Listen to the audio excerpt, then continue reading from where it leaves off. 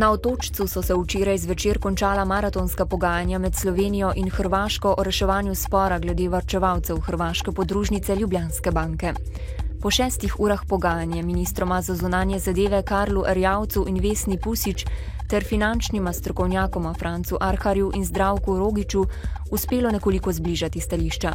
Srečanje se je končalo s predlogom za kompromisno rešitev vprašanja, a o vsebini rešitve ni še nič znanega, saj jo morata ministra najprej predstaviti predsednikoma vlad in parlamentoma. Premijeja Janša in Milanović naj bi se danes sestala v Bruslju, Erjavec in Pusićeva pa 19. tega meseca v Zagrebu.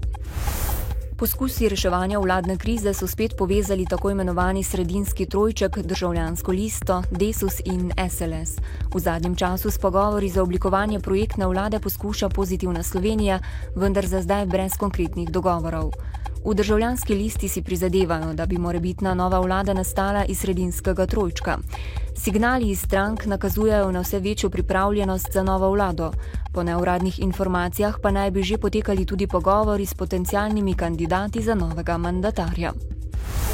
Poslanci na današnji izredni seji obravnavajo predlog zakona o organiziranosti in delu v policiji. Zakon med drugim spreminja sistem imenovanja generalnega direktorja policije, ki se izenačuje s sistemom imenovanja preostalih generalnih direktorjev v javni upravi.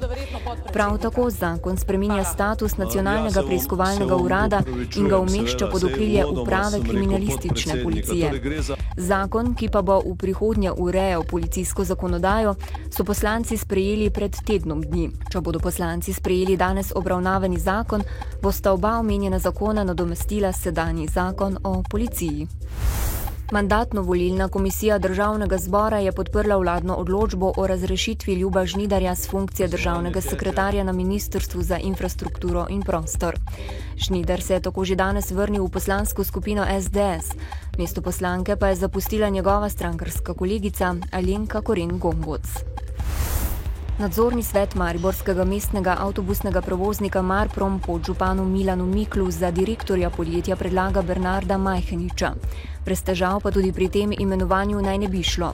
Po pisanju časnika Večer naj bi bili v mestni upravi nad predlogom kandidata presenečeni, saj so od nadzornega sveta pričakovali, da jim zgolj pošlje spisek kandidatov, ki ustreza vsem razpisnim pogojem. V mestni upravi naj bi se namreč zavzemali za imenovanje Zvonka Zinrajha, nekdanjega državnega sekretarja na notranjem ministrstvu v prejšnji vladi Janeza Janše. Tina Maze, ki je na otvoritveni tekmi svetovnega prvenstva v Šladmingu osvojila zlato, je bila zelo hitra tudi na obeh treningih smuka.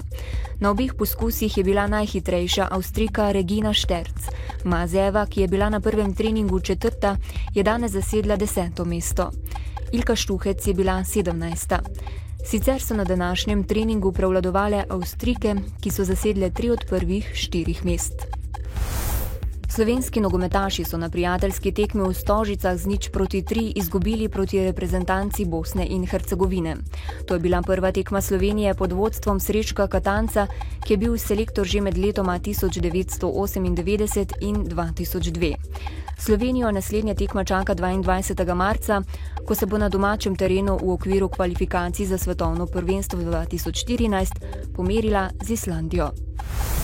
Tudi v petek bo delno jasno z občasno povečano oblačnostjo. Zjutraj in del dopoldneva bo ponekod po nižinah megla ali nizka oblačnost. V soboto bo na Primorskem precej jasno, drugod zmerno do pretežno oblačno in po večini suho. V nedeljo bo precej jasno, ponekod po nižinah bo zjutraj in dopoldne megla ali nizka oblačnost. V dnevniku televizije Maribor ne zamudite. Vlada je denar namenjen gradnji umetnostne galerije preusmerila za sofinanciranje parka vojaške zgodovine Pivka. Kdo bo saniral uničeno cesto do smučarskega središča na Pohorju? V Mariboru bi v tem času morala potekati zimska univerzijada. Novice Štajerske, Pomurja in Koroške ob 18. uri.